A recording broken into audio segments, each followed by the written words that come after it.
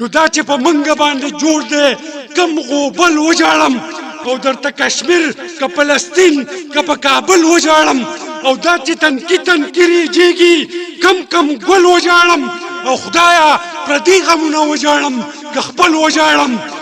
زه د نړۍ د مسلمان نه یو پوښتنه کوم، زه د نړۍ د مسلمان نه یو پوښتنه کوم او دغه پوښتنه تش د خولې نه د زړه نه کوم. دا نن چې ستاسو قتل عام کیږي دا ولې کیږي؟ دا نن چې ستاسو قتل عام کیږي دا ولې کیږي؟ او دا چې قتلونه ګام په ګام کیږي دا ولې کیږي؟ او دا چې ظلمونه سر عام کیږي دا ولې کیږي؟ او توهین چې ستاسو د امام کیږي دا ولې کیږي؟ او توهین د پاک رب د کلام کیږي دا ولې کیږي؟ نو که ته د رب د آیاتونو نه تېروتی نه وې نو ته به د ظلم د چکۍ نه لاندې وتی نه وې. ستا مسلمان نن د یهودو دروازو کې پروت دی،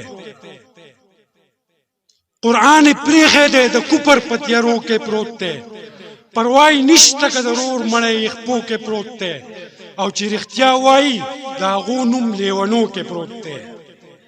نو چې درته وګورم په ذهن کې مې سوال پیدا شي، نو تاسو به هله په ځان پوه شئ چې دجال پیدا شي. چې درته وګورم په ذهن کې مې سوال پیدا شي او تاسو به هله په ځان پوه شئ چې دجال پیدا شي.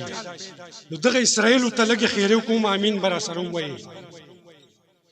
نو خدایه څه قهر د دې ظلم په بلا راوله، خدایه څه قهر د دې ظلم په بلا راوله، یا پې د عاد او د ثمود هغه هوا راوله، او یا ابابیل په دې لښکر د ابرهه راوله، او یا مسلمان کې لږ غیرت راوله سا راوله، او د نن فرعون پسې خالقه څوک موسی راوله.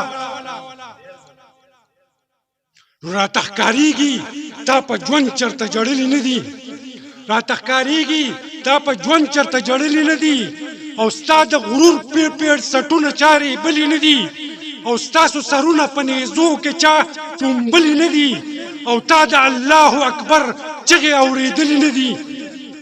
نو مسلمانان ټوکړې ټوکړې شو، زه به کله ورځم؟ مسلمانان ټوکړې ټوکړې شو، زه به کله ورځم؟ تنکي به چې قیمې شو، زه به کله ورځم؟ او یا پسې ورشه یا مې پرېږده زه په خپله ورځم، او توره په لاس دغه ظالم دغه دلله ورځم. او څه چې یې وکړل هغه وشو خو چې نور ونه کي، څه چې یې وکړو هغه وشو خو چې نور ونه کي. او مسلمان نه دی چې تپوس د مظلوم رور ونه کي، او مسلمان نه دی چې غیرت په خپله خور ونه کي، او مسلمان نه دی د ظالم سره چې زور ونه کي. نو دا چې په منګه باندې جوړ دی کم غوبل وجاړم او درته کشمیر که فلسطین که په کابل وجاړم، او دا چې تنکي ریجېږي کم ګل وجاړم، او خدایا پردي غمونه وجاړم که خپل وجاړم.